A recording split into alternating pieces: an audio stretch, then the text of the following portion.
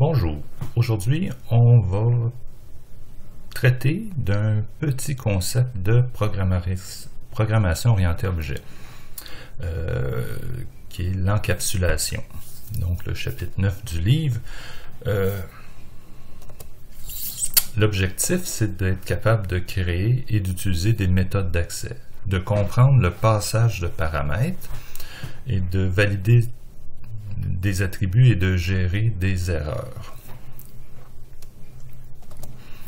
Qu'est-ce que l'encapsulation? C'est un concept qui est relativement simple, mais qui est celui qui est le plus fondamental de la programmation orientée objet.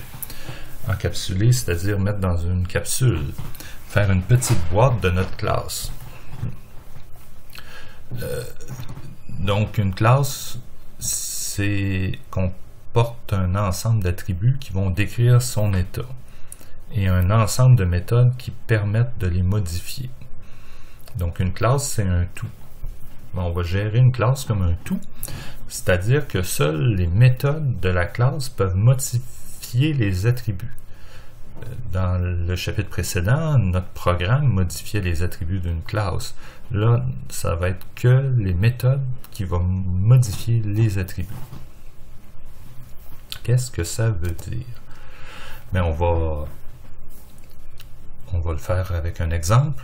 Donc, on va travailler beaucoup avec notre exemple du losange du chapitre précédent. Donc, on va aller dans Eclipse. Bon, j'ai mon exemple du losange. Si on remarque ici ce que je vais faire, privé. Mon attribut, je vais le déclarer privé. Ce que ça veut dire, c'est qu'on ne sera plus capable d'aller le modifier directement dans notre programme. Qu'est-ce que ça va changer? Mais ça va être changé qu'on va être obligé ici aux lignes 11 à 25 de se créer des méthodes d'accès. Méthode get et méthode set. Get, c'est pour aller chercher la valeur qu'il y a dans un attribut, puis set, c'est pour mettre une valeur dans l'attribut. Donc ici, setD1, ben, on va mettre un paramètre qui est le nouveau D1, puis le nouveau D1, on va le mettre dans l'attribut D1. Donc ça, c'est nos méthodes d'accès. Qu'est-ce que ça implique?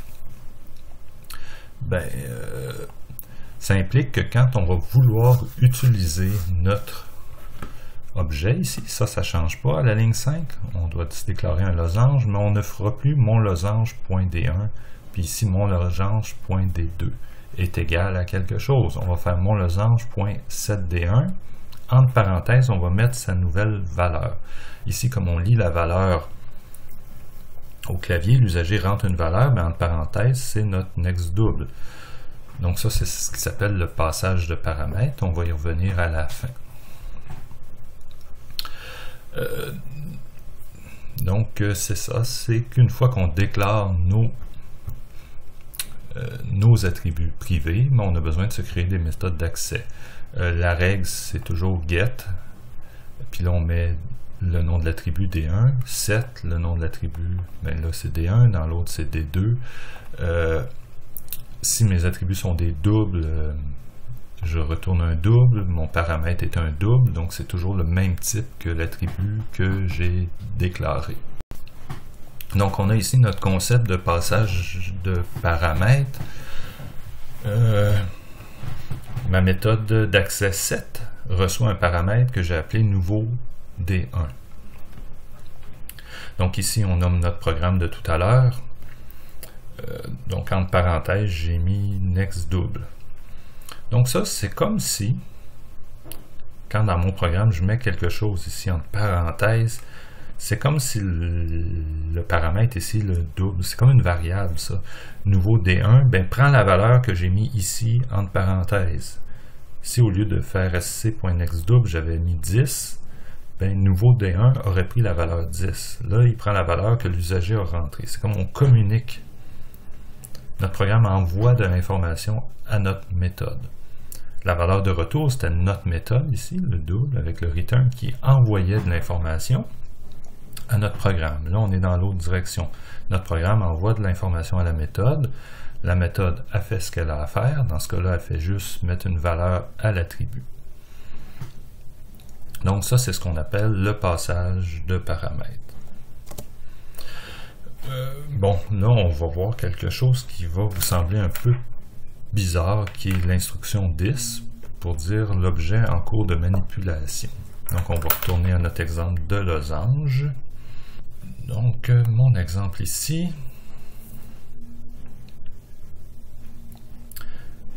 Et voilà ici. Ici, mon set D1. Maintenant, mon paramètre, au lieu de mettre nouveau D1, ben, je mets D1. Exactement le même nom que l'attribut.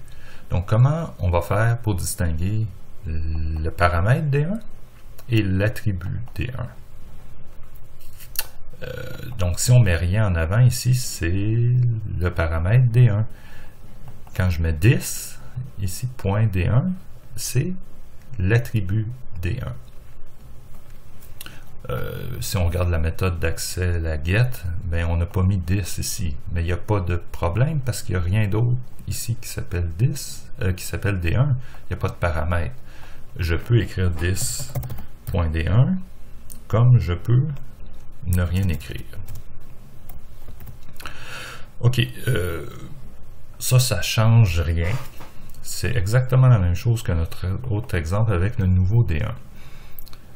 Pourquoi on fait ça? Oh là là, pourquoi on fait ça? Donc, je vais créer une nouvelle classe. Je vais l'appeler losange Steph. Ça, c'est mon losange à moi. Bon, ok, finish. Et voilà, je suis en train de fabriquer une nouvelle classe losange semblable à losange 1 que j'étais en train de faire. Donc, j'ai des attributs double D1, double D2, ok, ça c'est bon. Je les veux privés, private.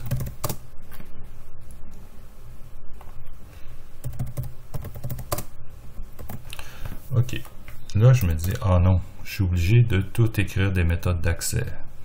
Déjà, pour des petits exercices comme ça, on ne comprend pas vraiment pourquoi on a ce besoin-là. C'est un besoin qu'on a quand on fait des gros programmes.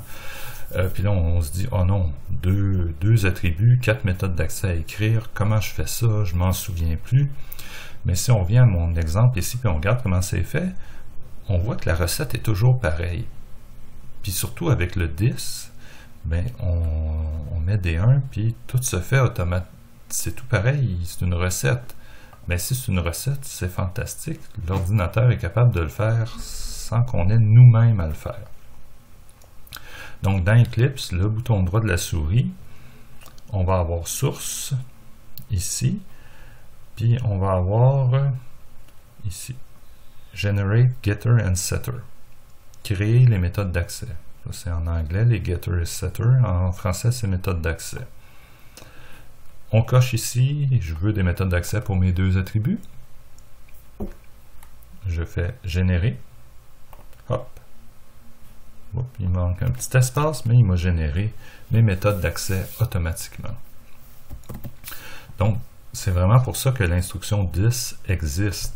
C'est pas pour nous compliquer la vie, mais c'est pour automatiser le processus pour plus que le programmeur ait à le faire. Donc, encore là, comme dans le chapitre précédent, c'est surtout la recette qu'on doit apprendre. Apprendre à faire nos attributs privés. Apprendre à générer automatiquement nos méthodes d'accès. Donc, on repart des petits exemples, de l'exemple du losange qu'on essaie de faire par vous-même avant de commencer les exercices. Puis ça va terminer les concepts de programmation orientée objet pour la session. Puis, à partir des prochaines semaines, ben, on va regarder les interfaces utilisateurs. Au lieu de travailler dans un terminal, là, on va regarder les interfaces utilisateurs. Sur ce, bonne fin de journée.